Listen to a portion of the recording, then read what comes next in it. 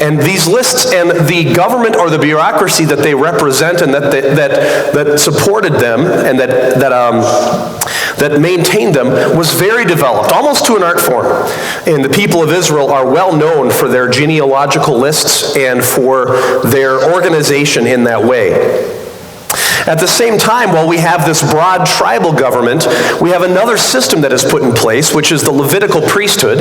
And the Levitical priesthood is to be scattered throughout the nation of Israel when they're finally established in the Promised Land, to enable them to sustain their theocracy. And the Levitical priesthood and the whole tribe of Levi, really, were designed by God to be experts in his law, and they were to teach the people of Israel how to remain on right terms with him throughout all of their generations. So we have these two different things developing side by side, and both of them tend toward this theocracy, this government. And this is something that's been developing over a course of years, and it's an important development, and an essential development for them to be able to function as a nation, for them to even be able to function in defense of their own camps. Because you need to know who the soldiers are, you need to be able to deploy them. They need sergeants, they need captains, they need lieutenants. I'm not saying these things in the right order. They need different military leaders to keep them organized and to have a successful defense or military campaign. All of these things were important. As this has been happening, God has approached the people of Israel at Mount Sinai with a covenant. And this covenant is one of mutual agreement. On God's part, he says, I will bless you. I will bless you so much that it becomes difficult to recover from all the blessings that I'm going to bless you with. I will bring you to a land that is broad and wide and available and open. And this land will be beautiful. It will be flowing with milk and honey. And when you enter this land, you will reap harvests that you didn't sow. You will pick fruit from trees that you didn't plant, that you didn't care for, that you didn't cultivate. And I will give you all of these things. So that was God's side of the covenant. I am going to set you up with blessing. So supreme, so great that it's really difficult to summarize or to imagine. On their side, they promised to God at his direction that we will worship you and we will serve you alone. We will not go after idolatry. And we will be fully and completely dedicated to you. We will be faithful and obedient to you. And this was the agreement that they made at Mount Sinai. Exodus gives us the details of how that developed. And we're not going to go back to Exodus to look at that for the sake of time this morning. But I think most of us here are pretty familiar with what went on. Because the people agreed to government by God through his law, God introduced himself to them. He presented himself to them. And he presented himself in a way that was awesome. Not in the colloquial sense that we hear of today. Boy, that burger was awesome. But instead, in a way that evoked awe among the people of Israel. And in a way that was perilous. God's presence and God's glorious presence are perilous. In Exodus 19:24, we have a good summary of what this acted like and how it is that the people of Israel were called to correctly weigh God's holiness. The Lord said to Moses, "Go down and come up bringing Aaron with you. But do not let the priests and the people break through to come up to the Lord, lest he break out against them." And so we have this presentation of the glory of God, and the people of Israel are initially invited to participate in it. But as time goes on, it becomes clear that the people of Israel, while they want God's blessing, they're really scared. They respond negatively to the holy majesty and glory of God. It's a difficult thing for them to interact with. And this is not something that we should criticize them for. I think we would have a similar sort of reaction. And so this verse and many other places throughout the book of Exodus and the book of Numbers gives us a very clear picture that Moses becomes God's primary representative to the people of Israel. And in that verse, of course, also Aaron and Moses are the primary representatives. And God makes it clear to the people of Israel that since you want my blessing, but you can't really stand my presence, I'm going to work with you through representatives. And the ultimate representative, of course, is Moses, but the successive representatives are going to be high priests, representatives of the whole tribe of Levi, of the family of Aaron, who are going to be mediators between God and his people. And these mediators are going to function as the keepers of the theocracy. And it is important to note that this is something that God decrees. This is how my covenant is going to function. So we've got the tribal government, but then we've also got the theocratic government. And these things are interacting with one another to set the people of Israel up for blessing and obedience. Moses is at the top of that theocracy, communicating directly with God, but the succession of the theocratic representatives are going to be through the family of Aaron. The law that God gave them, as we know, ended up touching virtually every area of their lives. And they were given the law in a way in which it could be copied. It was a verbal and inspired account from God to Moses, which Moses caused to be written down. Now, when I got to church this morning, I made some photocopies. That's not as easy as it was for these people. They had to handwrite everything. They had to write everything out by hand, and that was a lot of work. So not everyone would have a full copy of the law. But God did give them summaries of the law. We have one in Deuteronomy chapter 6.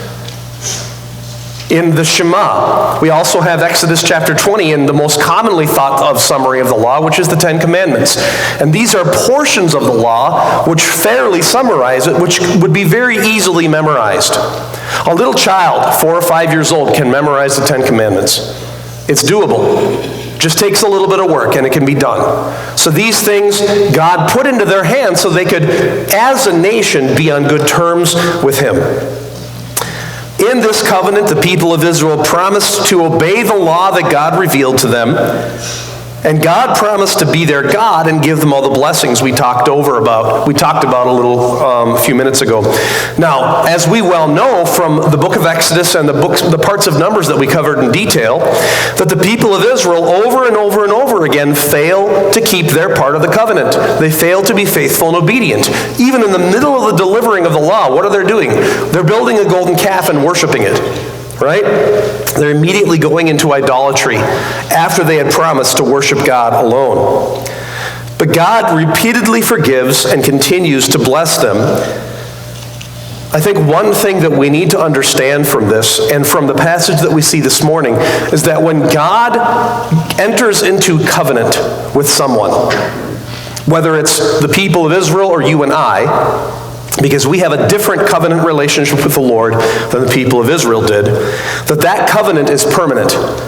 That covenant is permanent. God will not release you from the covenant that he has with you, even as he will not release Israel from the covenant that he has with them. One way or another, God's covenant is going to be fulfilled. In Numbers 12, as we continue down, we're almost done with the development of the government of Israel, and we're going to get to the passage really soon here. In Numbers chapter 12, remembering all the historical stuff we've talked about up to this point, and the organization, we remember that it's Moses, Aaron, and then everyone else in the tribe of Levi who are running the theocracy, right? Aaron and Miriam make a play to raise themselves up to the level of Moses. We're his older brother and sister. We've been given prophecies too.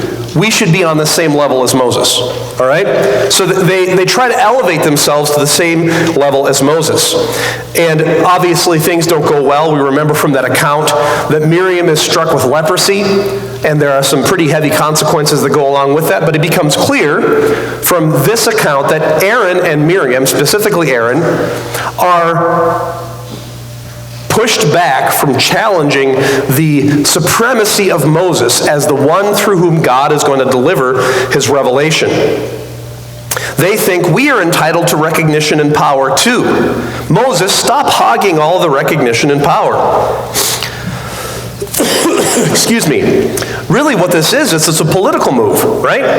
They are trying to maneuver for more authority and more recognition. Moses, on the other hand, has been trying to delegate authority, been trying to shed recognition. He's been trying to get rid of responsibility through the bureaucracy that he's been putting in place. Clearly, Moses is not interested in this power. Over and over and over again, he says, God, why did you put me in charge? I don't want this job. In fact, could you please kill me? I really don't want this job. He's not interested in the power. He's not interested in the authority. He would rather give it to someone else. But God has said it's you. And so he's like, okay, I guess I'll be faithful and obedient. I guess I will do it. As we continue in the context, in Numbers 14 and 15, God delivers on his part of the covenant. He leads them to the borders of a land flowing with milk and honey, and the people as a whole, except for Joshua, Caleb, Moses, and Aaron, reject him. They say, yes, you have led us to the place of promise, but you are not strong enough, you are not good enough to actually deliver it to us. We don't think that you can do it. We'd rather go back to Egypt. And they even move so far as to begin to elect leaders and to kill off the 4 faithful leaders so they can return to Egypt, the place from which God delivered them. The thing is, God's covenant was not optional. It wasn't something that they could negotiate themselves out of. It wasn't something that they could handle like this. So it is on those terms and with this kind of tension that we approach Numbers chapter 16. And in Numbers chapter 16, 1 through 3, we see now Korah, the son of Ishar, the son of Kohath, the son of Levi, and Dathan and Abiram, the sons of Eliab, and On, the son of Peleth, sons of Reuben, took men, and they rose up before Moses with a number of the people of Israel, 250 chiefs of the congregation, chosen from the assembly, well-known men. They assembled themselves together against Moses and Aaron and said to them, you have gone too far, for all in the congregation are holy, every one of them, and the Lord is among them. Why then do you exalt yourselves above the assembly of the Lord? Now, Moses and Aaron's response to this immediately is to fall on their faces, right? We see that there. When Moses heard it, he fell on his face. And we'll get to that in a minute. But what's actually going on here? What have these men done? Well, we've got Korah. He is part of the Kohathites. These are the part of the tribe of Levi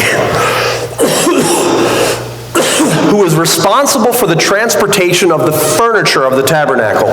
These are the guys who are one step down from the family of Aaron, from the priests, who are responsible for the most precious things in all of Israel. They guarded the furniture of the tabernacle. They have the second most important job in the tribe.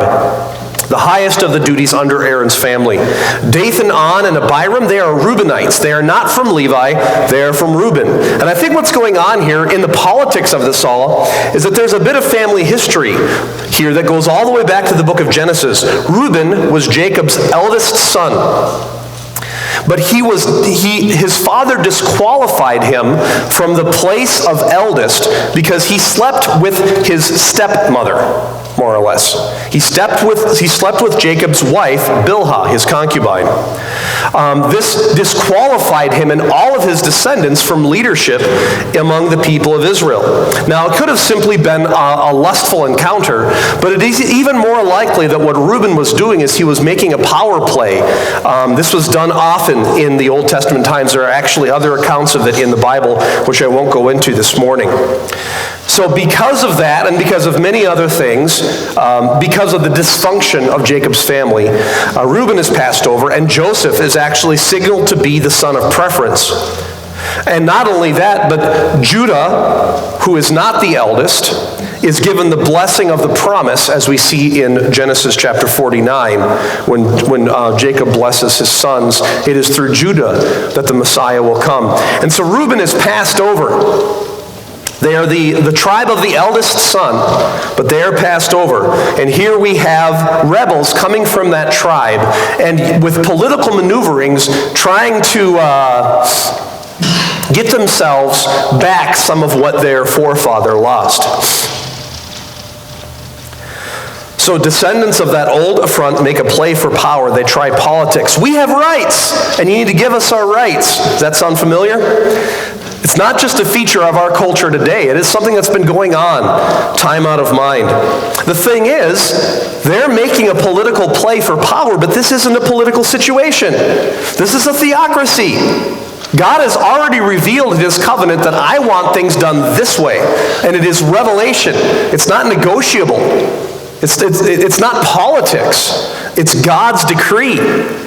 He has already decreed this order, and going against that order is not like political maneuvering in a normal government. And Moses knows this too, which is why as soon as they say that, he's like, oh, something bad's going to happen. God, hang on. Let's figure out what to do here. I'd like to pause for application. We're not in a theocracy. I understand this well. The church is not Israel.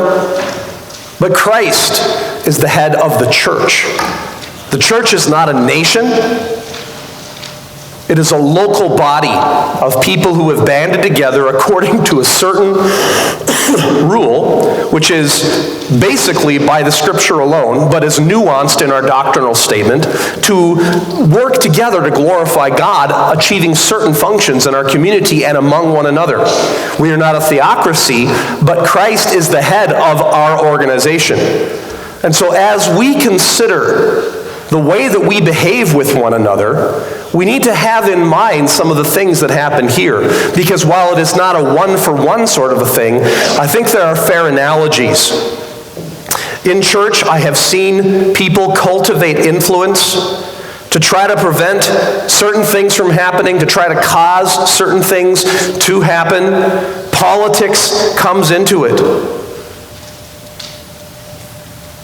Politics doesn't have a place in church. We should not be talking with one another behind each other's backs and forming parties and trying to gain influence among a certain group to influence the church to go in a certain way. We are to be under Christ, a family together, brothers and sisters working toward the same goal. Now, I'm not saying this because I think we have these issues. Although, to be honest, often the pastor is the last to find out if things like this are going on. But I'm not saying this because I am sensing some disorder of this type. I'm saying this because this is the passage that we're in, and it's coming across in Numbers chapter 16. This should not be the way that we think about church and the way that we do church. And I don't think we do. I think that you all do this very well. And that there is a strong cooperative family atmosphere here, and I praise the Lord for it.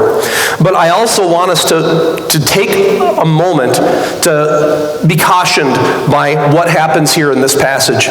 Christ is the head of the church, and we have a revelation that we should consult in the way that we operate, and we need to operate according to that revelation.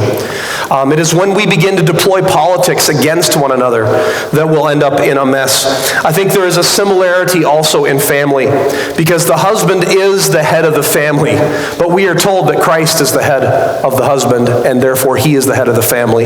And so we also need to follow that organization in the family and should not be trying to play off against one another, children playing father against mother. I'm doing a few meetings with some young families. And one of the things that comes up very early in the conversation with these young families is I asked them, did you ever try to get your mom to say yes to something your dad said no to? Anyone here ever try that? Mom said no or yes, and so you go to the other parent? I see a lot of guilty faces out there. Right, okay, you guys put your hands down. And so one of the things that I tell young parents is if they ever do that, then whatever they're trying to get, don't give it to them. We don't deploy politics in family. We can't be doing that. And so parents, it's your responsibility to train your children to Understand that mom and dad are functioning as a single person when it comes to the message of the family and to the direction of the family. When we are operating as family, kids, don't deploy politics against your parents. Don't play mom off dad, dad off mom. But parents, don't play children off of each other. Don't say, if only you were more like so-and-so. You should be like that, or you should be like this. Now, it's not wrong to say, this sibling of yours is doing a good job in this area, and you could learn from them. That's not wrong. But to activate shame by comparison is to deploy politics in the family situation in a way that's not consistent with what is revealed in God's Word. Parents also using children against their spouse is something that happens in family often. These things ought not to be so among Christians. So when politics are here deployed by these four men, Korah, Dathan, Abiram, and On, Moses falls on his face. Brothers and sisters, when you sense that politics come into it in the church or in the family, first thing to do, God help. God help. Because normally, at least in my limited experience, when a person stops acting like a brother or sister in Christ and begins to deploy politics in the family or in the church, it's because there's a long history of other things interpersonally that have been going on. And I'm probably involved in it. I'm probably implicated in it. And I need to take some time of humble prayer and reflection to figure out what my part in it is so that I can take the steps that I need to resolve it, at least on my part, in the family and in the church. And so when this happens, we need to be thinking along these lines. The first thing we do is, God, help. The disorder is not this. This is just the fruit of a long series of issues that I have missed or that I have not dealt with or handled the right way. Moses proposes a test in 5 through 11. He said to Korah and all the company, "In the morning the Lord will show who is his and who is holy, and will bring him near him. The one whom he chooses he will bring near him. Do this, take censers, Korah and all his company, put fire in them, put incense on them before the Lord tomorrow. And the man whom the Lord chooses, he shall be the holy one. You have gone too far, sons of Levi." And Moses said to Korah, "Hear now, you sons of Levi. It is too small a thing that for you the God of Israel has separated you from among the congregation to bring you near to himself to do service in the tabernacle of the Lord, and to stand before the congregation and to minister to them. And that he has brought you near him, you and all your brothers, the sons of Levi with you, that you would seek priesthood also? Therefore it is against the Lord that you and all your company have gathered together. What is Aaron that you grumble against him?" And I think this is a really important thing that's going on here. That last statement, the last verse. You're not, when we deploy politics against one another in a church or a family setting, it is not the one another that we are primarily wronging. It is God. We are denying God's established authority. We are denying God's established rule. You might be thinking, well, what if someone is actually doing wrong stuff and I need to collect people to deal with the wrong that person is doing? Well, we have procedures in Scripture. You go to them yourself and confront them and try to talk to them and restore the relationship. If they refuse and continue to do the wrong that you perceive, then you bring one other person or two other people into it and you make them aware of what's going on. And then you go talk to that person. This is all happening very quickly. All right? There's not long periods of time passing where long conversations are occurring with many people, which is the politics that I'm talking about. Rather, you confront your brother. The next day, you collect a couple other people, and you bring them up to speed with what's going on. And that very day or the next day, you go to the brother that is sinning against you, and you deal with it. And if that doesn't resolve it, then in the church, in the next couple of meetings, you're dealing with it. This is all taking less than a month. This is an immediate process of restoration or of cleansing that needs to occur. These are the procedures that we have. So yes, other people are being involved, but we are following biblical patterns. We are not deploying our own political maneuverings. So Moses identifies the problem which gave rise to these political machinations. There's an envy of another person's position. Earlier, Aaron and Miriam envied Moses' position, and God put that small rebellion down. Now we have a whole part of the congregation challenging Aaron's position. And we will see how God responds. But when we envy someone else's position, when we envy their authority, their influence in church or in the family, we are actually displaying a discontent with God's will. God is the one who has put them there. God is the one who is willing their position. And underlying both the envy and the discontent with God's will among the sons of Korah, among Korah and those with him. I shouldn't say the sons of Korah. I want to be clear. The sons of Korah end up being hymn writers and have a number of pieces in the book of Psalms. So not sons of Korah. Korah and those of his party, I should say. And so we have this group who are vying for more power and authority within the tribe of Levi. They've misunderstood the blessing that God has already given them, which is in those verses that I read. Why do you want more than you've gotten, Moses says to them. You've gone too far, sons of Levi. God has given you a position among all the people of Israel, and he has put you in charge of the furniture of his tabernacle. There's almost no one in all of Israel who is as close as you to the presence of the Lord. They had They'd forgotten the excellence of the blessing that they have with God, and instead wished for something else and something more. But brothers and sisters, when we have God's blessing, we don't need political power. We don't need influence with others. We will have the influence with others that God gives us because of our closeness to him. We should not end up going the direction that these men went. We need to understand that when our behavior toward one another and toward the leaders which God has put into our lives and towards God becomes like this, then we're going to make the same mistake as these men. God's blessing is not our position, not our power, not our authority. God's blessing is a relationship with himself, now and forever. If I don't appreciate John 1:9 or 12, I wrote John 1:9, but now I feel like that's wrong. Now I got to look it up.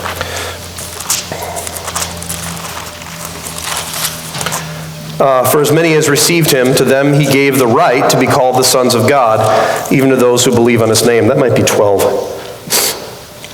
Yeah.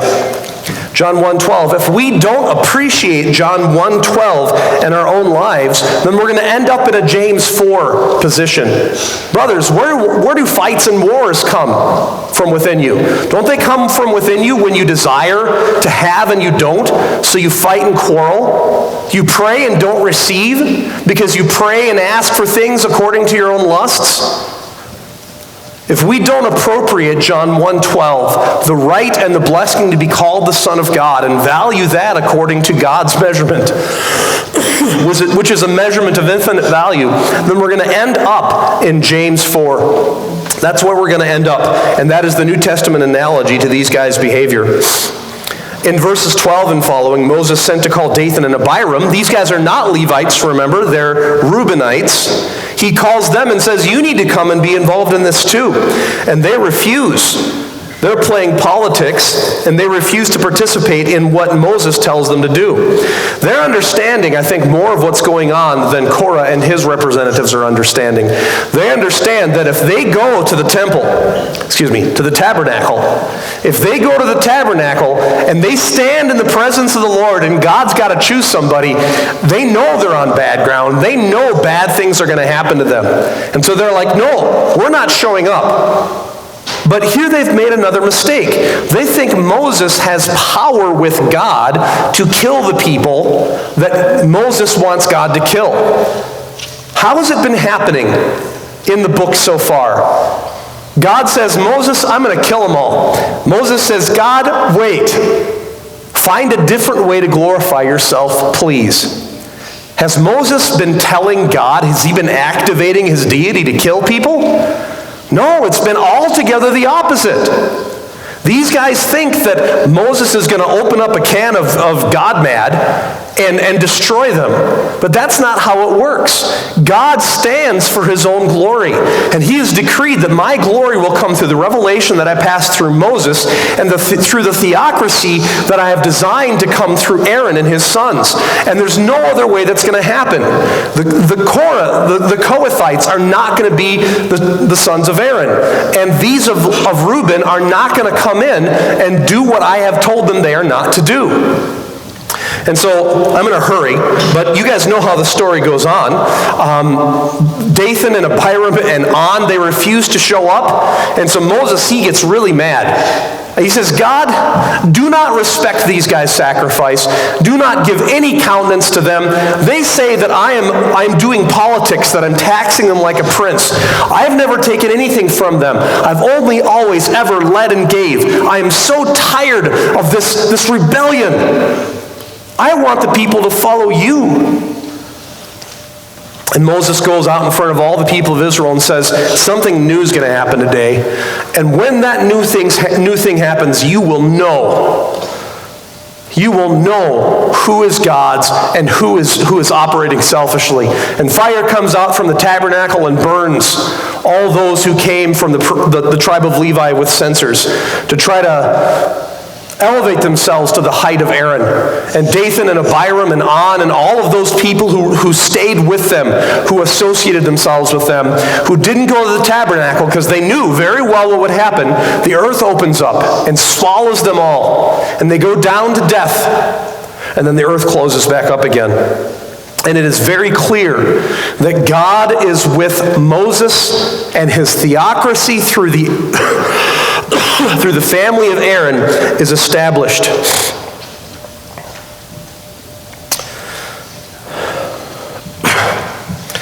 Sometimes when politics happens in our relationships in church or in the family or even in the workplace, things get nasty fast.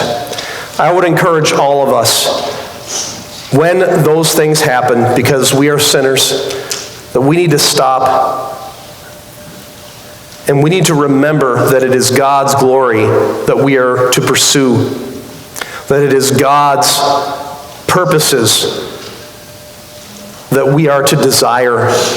God is sovereign, and when other people attack us with politics, we need to turn to him as our defender. We need to not worry about what's going on around us. I've been going through Joseph, the story of Joseph in my devotions this morning. That's something that he did. Daniel does this repeatedly throughout the book of Daniel. Jesus does this in the last few days of his life. When people deploy politics, let us instead depend on our defender and remain on good terms with God, and let man do what he will, because God is with us. In verse 15, Moses says, it says, and he was very angry and said to the Lord, do not respect their offering. I have not taken a donkey from them, and I have not harmed one of them.